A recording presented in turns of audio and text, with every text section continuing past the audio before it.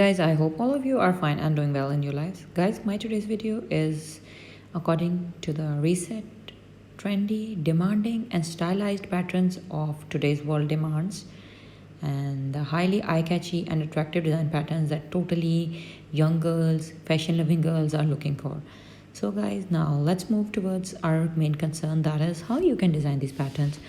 So the answer to this question is, friends, very simple and easy. That is, you can make a lot of choices for the patterns that are being used or could be used to make these very beautiful and stylish dresses. Yes, friends, you have heard it right. You can use the art of machine embroidery, you can use the art of digital machines, you can use the art of computer embroidery, and the very beautiful and most preferable medium, that is the art of hand embroidery. So use these patterns as a prerequisite and design your dresses and become like a very beautiful and exquisite designer by sitting at your home.